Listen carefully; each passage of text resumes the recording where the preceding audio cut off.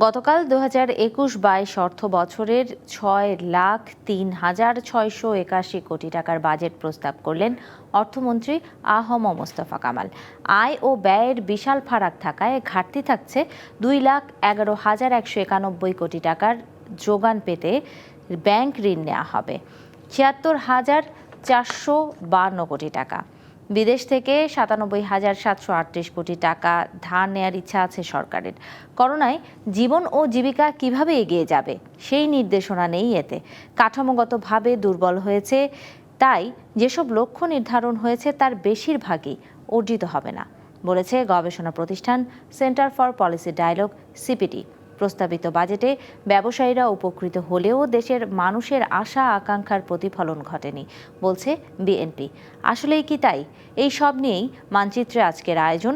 আমাদের সাথে অতিথি হিসেবে যুক্ত আছেন Chittagong chamber of commerce and ইন্ডাস্ট্রির সভাপতি মাহবুবুল আলম এবং রাজশাহী বিশ্ববিদ্যালয়ের অর্থনীতি বিভাগের সহযোগী অধ্যাপক সেলিম রেজা। মানচিত্রে আজকের আলোচনার বিষয় ঢাকার বাইরে বাজেট প্রতিক্রিয়া। আপনাদের দুজনকেই স্বাগত জানাচ্ছি মানচিত্রে। শুরুতে যেতে চাই রাজশাহী থেকে আমাদের সাথে যুক্ত আছেন রাজশাহী বিশ্ববিদ্যালয় অর্থনীতি বিভাগের সহযোগী অধ্যাপক সেলিম রেজা। আপনার কাছে জানতে চাইব, রাজধানী কেন্দ্রিক যেই অর্থনীতি বা ব্যবসাগুলো রয়েছে সেগুলো আসলে বিকেন্দ্রীকরণ কিভাবে করা যায় যাতে করে সর্বস্তরের মানুষ উপকৃত হয়?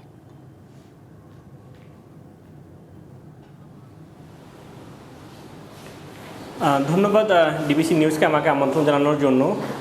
আসলে আমরা সবাই জানি যে আমাদের অর্থনীতি আসলে ঢাকা কেন্দ্রিক এবং চট্টগ্রাম কেন্দ্রিক। সেখান থেকে বিকেন্দ্রীকরণ করাটা অত্যন্ত জরুরি এবং আমি মনে করি যে এটা বিকেন্দ্রীকরণ করাটা খুব একটা বেশি কঠিন কিছু না। সরকারের সদিচ্ছা, রাজনীতিবিদদের একটু মনোযোগ দিলে আমি মনে করি বিকেন্দ্রীকরণ করা সম্ভব। কারণ আপনারা জানেন বাংলাদেশের যোগাযোগ ব্যবস্থা এখন অনেক উন্নত।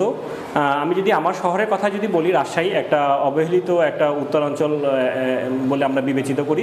সেখানে এখন বিমান, ট্রেন এবং হচ্ছে যে বাস যোগাযোগটা অনেক ভালো। তো যদি আমি এটুকু বলতে চাই যে দেখেন, ঢাকার যে ঘন বসতি, যেখানে মানুষ এখন অনেক বিষয় নিয়ে অনেক কষ্টে থাকে, যেমন ট্রাফিক জ্যাম, তারপর হচ্ছে যে পলিউশন, রোগবালাই নিয়ে ঢাকার মানুষ কিন্তু অনেক কষ্টে।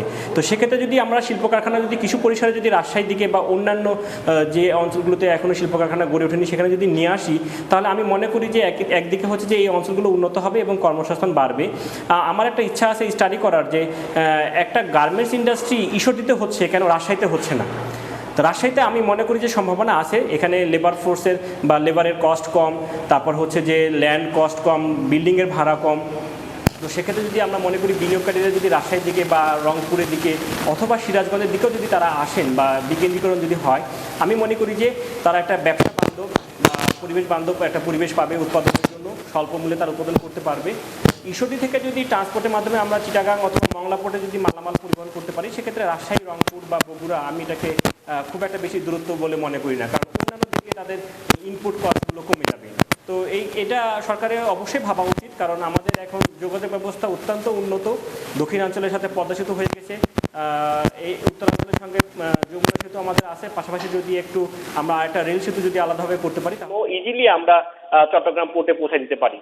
তো এখানে এর বিকল্প কিছু নেই। আমি মনে করি যে ঢাকার এখন যে অবস্থা, বা ঢাকা বলে নারায়ণগঞ্জ, গাজীপুর, এই অঞ্চলগুলো থেকে বিকেন্দ্রীকরণ না করলে ওই অঞ্চলগুলোর মানুষও স্বাভাবিকভাবে জীবনযাপন করতে পারবে না। পাশাপাশি এই যে পেরিফেরিতে যে মানুষগুলো থাকে তাদেরও আর্থিক অবস্থা বা অর্থনৈতিক উন্নয়ন কোনোভাবেই সম্ভব না। জি, ধন্যবাদ। আমরা এবারে আমাদের সাথে Chittagong chamber of commerce and industry সভাপতি মাহবুবুল আলম যুক্ত আছেন। আপনার কাছে একটু জানতে চাইবো যে এবারে যে বাজেট দেওয়া হয়েছে তাতে বন্দর কেন্দ্রিক যে ব্যবসা বাণিজ্যগুলো রয়েছে সেগুলো কতটুকু উপকৃত হতে পারে বলে আপনি মনে করেন?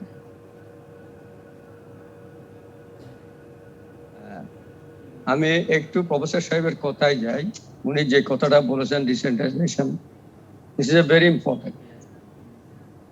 অবশ্যই মানে প্রধানমন্ত্রী আপনারা জানেন যে বাংলাদেশের বিভিন্ন অঞ্চলে প্রায় 100টা অর্থনৈতিক ইকোনমিক জোন করছে। এই বেজার ফলে আমি মনে করি যে সেক্টরে প্রত্যেকটা এলাকায় যে সমস্ত র মেটেরিয়ালস আছে সেখানে সেই সমস্ত ইন্ডাস্ট্রি প্রত্যেক জায়গায় করতে পারে। এখানে না হওয়ার কিছু নেই, কারণ বাংলাদেশ একটা ছোট্ট দেশ, ৫৬,০০০ বর্গ মাইলের একটা দেশ। এটা হলে পরে প্রত্যেকটা জেলায় শিল্প হবে, প্রত্যেকটা জেলায় অর্থনৈতিকভাবে উন্নয়ন হবে। আমি ওনার সাথে সম্পূর্ণ একমত। বন্দর নগরী চট্টগ্রাম, আপনি জানেন যে চট্টগ্রাম বাংলাদেশের সর্ববৃহৎ বন্দর। 95% এক্সপোর্ট হয় চট্টগ্রাম বন্দর দিয়ে এবং 85% ইম্পোর্ট হয় এই বন্দর দিয়ে।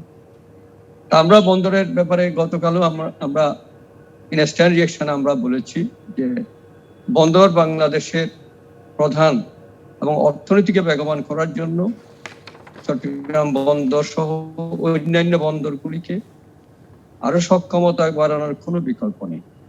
এটা করতে গেলে আমরা যে কথাটা বারবার বলে আসছি, চট্টগ্রাম বন্দরের এখন প্রায় 50 লক্ষ কিউসেক এখানে কন্টেনার এখন হ্যান্ডলিং করছে।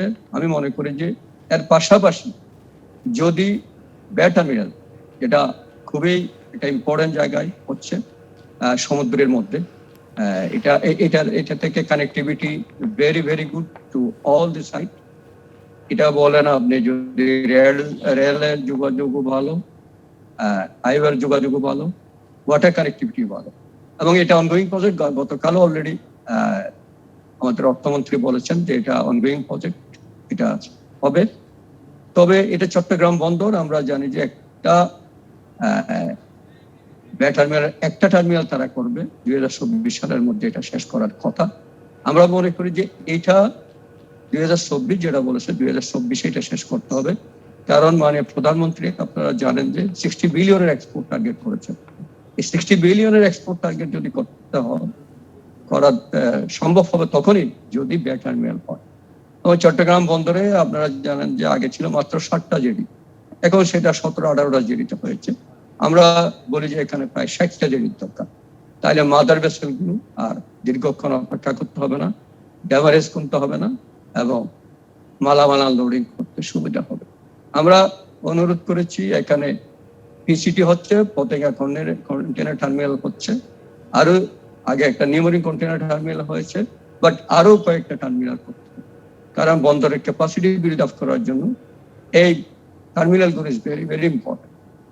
আমি সব কিছু মিলে এটাই বলবো, বন্দরের সক্ষমতা বাড়লে অর্থনীতির সক্ষমতা বাড়বে। বন্দরের সক্ষমতা বাড়লে এই যে বঙ্গবন্ধু শিল্পনগর, সাউথ ইস্ট এশিয়ার বিগেস্ট একটা শিল্পনগর হচ্ছে বঙ্গবন্ধু শিল্পনগর, প্রায় 30,000 একর জায়গা, যেটাকে আগামী দিন ইন্ডাস্ট্রিয়ালাইজ স্যাটেলাইট টাউন হিসেবে ডিক্লেয়ার করার জন্য আমরা আশাবাদ ব্যক্ত করি। সেটাতে যদি ফরেন ইনভেস্টমেন্ট হয় এবং লোকাল ইনভেস্টমেন্ট হয়, তাহলে এই মালামালগুলি যদি বিদেশে এক্সপোর্ট করতে হয়, তাহলে বন্দরের ক্যাপাসিটি বিল্ডারের কোনো বিকল্প নেই। জি, এবং তাকে আরো সমৃদ্ধ করতে হবে। ধন্যবাদ। আমাদের সাথে যুক্ত থাকুন, একটি বিরতি নিয়ে আসছি, আলোচনা নিশ্চয়ই চলবে। সোশ্যাল ইসলামী ব্যাংক লিমিটেড নিবেদিত মানচিত্রে একটি বিরতি নিচ্ছি, সঙ্গেই থাকুন। স্বাগত আবারও মানচিত্রে। নিবেদন করছে সোশ্যাল ইসলামী ব্যাংক লিমিটেড। আজ আলোচনা করছি বাজেট নিয়ে, এবং আমাদের সাথে আলোচনায় যুক্ত আছেন Chittagong chamber of commerce and ইন্ডাস্ট্রির সভাপতি মাহবুবুল আলম এবং রাজশাহী বিশ্ববিদ্যালয়ের অর্থনীতি বিভাগের সহযোগী অধ্যাপক সেলিম রেজা। আপনাদের দুজনকে আবারও স্বাগত জানাচ্ছি। শুরুতে যেতে চাই রাজশাহী বিশ্ববিদ্যালয়ের অর্থনীতি বিভাগের সহযোগী অধ্যাপক সেলিম রেজা, আপনার কাছে জানতে চাইব, এবারের বাজেটে গ্রামীণ অর্থনীতিকে আরও বেশি চাঙ্গা করবে, এমনকি কর্মসংস্থান বাড়াবে, এই ধরনের কোনো লক্ষণ আপনারা পেয়েছেন কিনা, এবং তার পাশাপাশি কৃষি খাতে যেই ব্যবস্থাগুলো নেওয়া হয়েছে তাতে আসলে প্রান্তিক কৃষকেরা কতটুকু সুবিধা পাবে বলে মনে করছেন?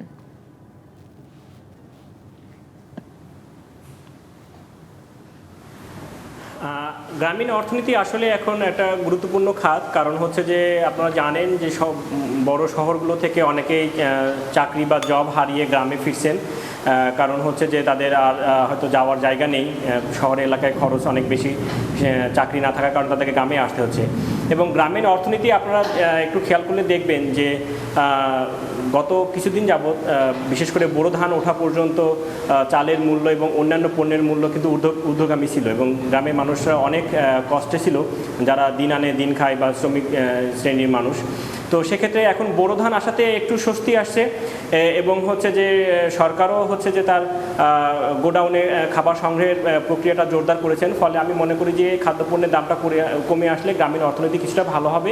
এবং এই বাজেটে আমি যেটা দেখেছি যে সাধারণত কর্পোরেট কর বা দেশীয় যে শিল্পগুলো আছে সেগুলোতে ভ্যাট কমানো হয়েছে, কিন্তু ক্ষুদ্র এবং কুটির শিল্পের এই ক্ষেত্রে তেমন কোনো প্রণোদনা বা তেমন কোনো প্যাকেজটা আমরা দেখি নাই। কারণ আপনারা দেখবেন যে ক্ষুদ্র এবং কুটির শিল্পগুলো সাধারণত হচ্ছে যে গ্রামীণ অঞ্চল ভিত্তিক, অনেকে ছোটোখাটো শিল্প কারখানা চালায়, অনেকে ছোটোখাটো ব্যবসা করে। তো সেক্ষেত্রে সরকারের বা অর্থমন্ত্রীর একটু বিশেষ নজর থাকলে এই মানুষগুলো হয়তো দেখা যাচ্ছে যে আরও স্বাভাবিকভাবে বা ভালোভাবে ব্যবসা বাণিজ্য করতে পারতো। এবং আপনারা জানেন যে কৃষিখাতে যেটা বলা হয়েছে যে এইবার যে বোরো ধানের যে উৎপাদন হলো, সেই বোরো ধানের ক্ষেত্রে কিছু বৈরী আবহাওয়া, বিশেষ করে হচ্ছে যে গরম বাতাস বা হিট ওয়েভ যেটা চলে গেছে, সেটার কারণে অনেক কৃষক ক্ষতিগ্রস্ত হয়েছে। এবং এই বাজেটে সরকার কিছু ভর্তুকি দিয়েছেন, এবং আমি যেটা মনে করি যে এই ভর্তুকি টাকাটা যেন যে ক্ষতিগ্রস্ত যে কৃষকগুলো আছে তাদের কাছে যেন সঠিকভাবে পৌঁছায়, এই টাকাটাকে যেন অন্য কারো পকেটে না যায়। ক্ষতিগ্রস্ত কৃষকরা যদি এই প্রণোদনাগুলো যদি পেয়ে থাকে তাহলে তারা হয়তো আবার ঘুরে দাঁড়াতে পারবে। আর একটা বিশেষ বিষয় আমি আপনাদের বলে রাখি যে সরকার কিন্তু গত বছরে হচ্ছে যে 25টা পাট কল একসাথে বন্ধ করে দিয়েছেন, এবং এবার পাটের যে বাম্পার ফলন হবে, আমি বিশ্বাস করি যে পাটের যে পরিমাণ ফলন হবে, এই জুট মিলগুলো যদি চালু না হয় তাহলে কৃষকরা কিন্তু পাটের দাম পাবে না। সুতরাং এই যে কৃষকদের মধ্যে একটা যে অনিশ্চয়তা আছে যে পাটগুলো কি তারা ঠিক দামে বিক্রি করতে পারবে কিনা, গতবার ভালো দাম পেয়েছিল, এবার যদি তারা দাম না পায় তারা কিন্তু একদম মাঠে মারা যাবে।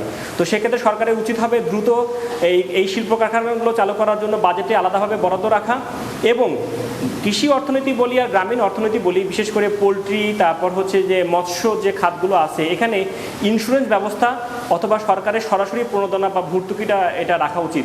এই জন্য যে প্রান্তিক কৃষকদের একটা স্ট্রং ডাটাবেজ, মানে শক্তিশালী একটা ডাটাবেজ থাকবে যে কোন কৃষকগুলো কী ধরনের ফসল চাষ করছে, কী ধরনের তারা ক্ষতিগ্রস্ত হচ্ছে, তাদেরকে যেন সরাসরি সরকার প্রণোদনা বলি অথবা সরাসরি সাবসিডি বলি, যেটাই বলি না কেন, সরকার যেন তাদের কাছে অর্থাৎ প্রান্তিক মানুষদের জন্য আরেকটু আলাদাভাবে ভাবা দরকার। ধন্যবাদ।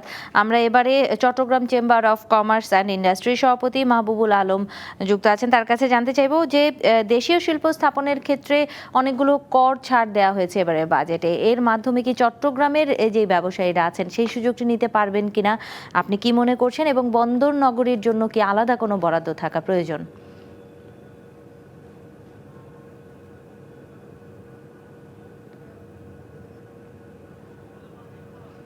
মাহবুবুল আলম, আপনাকে শুনতে পাচ্ছি না, সম্ভবত আপনার অডিওটি মিউট করা আছে। থ্যাংক ইউ আপনাকে। আসলে আপনি ভালো প্রশ্ন করেছেন। এবার অবশ্যই লোকাল ইনভেস্টর এবং যারা আছেন শিল্প উদ্যোক্তা, তাদের জন্য অনেকগুলো বিশেষ করে ইন্ডাস্ট্রিয়াল র মেটেরিয়ালস এর উপর 1% কমে 3% করেছে, এবং অনেকগুলো আমি মনে করি যে সিমেন্ট ইন্ডাস্ট্রির যে র মেটেরিয়ালস এবং স্ক্র্যাপের র মেটেরিয়ালস 4% থেকে 3% করেছে। অনেকগুলো আইটেমের উপর মোটামুটি ট্যাক্স কমেছে, বাট ওয়ার্ল্ড ওয়াইড কিন্তু market is up. World wide all item is world wide খুব বেড়ে গেছে। এখানে যেটা খুব ইম্পর্টেন্ট সেটা হচ্ছে স্থাপন করা, আপনার এফডিআই আসা অথবা লোকাল ইনভেস্টমেন্ট আসা, সেটা হচ্ছে is of doing or cost of doing বিজনেসের সাথে সম্পর্কিত। এখানে সরকার ব্যাংক ইন্টারেস্ট কমিয়েছে এবং বিভিন্ন ওয়ান স্টপ সার্ভিসের দিকে এগিয়ে যাচ্ছে। অনেকগুলো ইদানিং একটা যেটা করেছে যে নতুন করে gas connection Bangladesh economic zone authority ছাড়া নতুন করে কোথাও আর গ্যাস কানেকশন ইউটিলিটি সার্ভিসটা তারা দিবে না। আমার মনে হয় এই জায়গাতে হয়তো বা আগামী দিনে ইন্ডাস্ট্রিয়ালাইজেশন হবে, বিশেষ করে বঙ্গবন্ধু শিল্পনগর যে একটার কথা একটু আগে বললাম সেখানে, এবং আরো 3টা শিল্পনগর চট্টগ্রামে আছে। একটা চাইনিজ ইকোনমিক জোন, আর দুটো হচ্ছে একটা কোরিয়ান ইকোনমিক জোন। সব মিলে আমার মনে হয় যে অবশ্যই কোভিড-19 পরিস্থিতি যদি ওভারকাম করতে পারি, ওভারকাম হয়, এটার কারণে তো ওয়ার্ল্ড ওয়াইড অবস্থা চলছে, খুব বাজে অবস্থা চলছে। এই কোভিড-19 আর শেষ হওয়ার পর পোস্ট কোভিড আমার মনে হয় যে ইন্ডাস্ট্রিয়ালাইজেশন হবে, উদ্যোক্তারা আসবেন এবং লোকাল ইনভেস্টররা ইনভেস্ট করবে। জি, ধন্যবাদ মাহবুবুল আলম আপনাকে, এবং সেলিম রেজা আপনাকেও ধন্যবাদ আজ আমাদের এই আয়োজনে সময় দেওয়ার জন্য। এই ছিল আজকের মানচিত্র। আগামীকাল অন্য কোনো বিষয়ে অন্য কোনো এলাকার অতিথিদের নিয়ে হাজির হব। ডিবিসি নিউজের সঙ্গেই থাকুন।